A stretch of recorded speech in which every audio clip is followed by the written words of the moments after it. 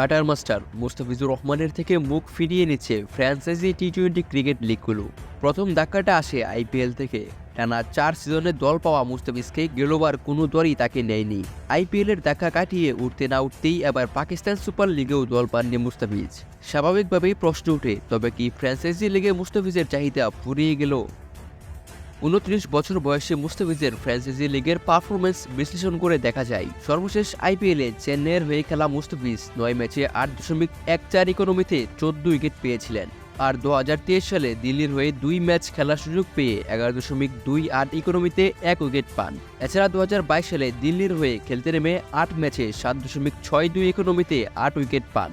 গড়ের মাটিতে 2024 সালে বিপিএলে কুমিল্লার হয়ে খেলা ফিজ 10 ম্যাচে 9.33 ইকোনমিতে 13 উইকেট পান। আর তার আগের বছর একই দলের হয়ে 10 ম্যাচে 7.33 ইকোনমিতে 10 উইকেট পান।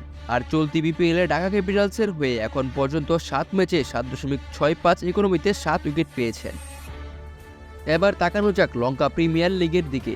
24 সিজনে ডেম্বুলা সিক্সার্সের হয়ে এই টুর্নামেন্টে 11.6 ইকোনমিতে 5 উইকেট পান মুস্তাফিজ। অন্যদিকে 2018 সালে পিএসএল এর লাহোর কালান্দার্সের হয়ে খেলতে নেমে 5 ম্যাচে 6.43 ইকোনমিতে 4 উইকেট পান এই বোলার।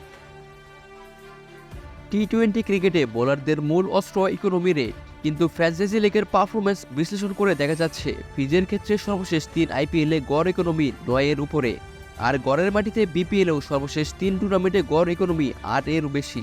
অথচ অভিষেক আইপিএলে 6.90 ইকোনমিতে 17 উইকেট পেয়েছিল। সেবার তার দল সানরাইজার্স হায়দ্রাবাদ চ্যাম্পিয়ন হয়েছিল। ফ্র্যাঞ্চাইজি লিগে তার দল না পাওয়ার অন্যতম কারণ হতে পারে ইকোনমি রেট। কারণ টি-20তে যে বোলার যত কম ইকোনমি রেটে বোলিং করতে পারে সে বোলারদের বাড়তি চাহিদা থাকে লিগগুলোতে। একই সঙ্গে আইপিএলে ইকোনমি রেট 8 এর বেশি, তার উপর গড় হিসাব করলে প্রতি ম্যাচ উইকেট পেয়েছেন 1টি করে। এমন পারফরমেন্সের প্রভাব পড়ছে দল না পাওয়ার ক্ষেত্রে। সর্বশেষ জাতীয় দলের 5টি ম্যাচে 10 ইকোনমিতে 5 উইকেট পেয়েছেন কাটার মাস্টার। ক্রিকেটের ছোট সংস্করণে মনোযোগ ধরে রাখতে টেস্ট ক্রিকেট থেকে দীর্ঘ সময় দূরে আছেন মুস্তাফিজ।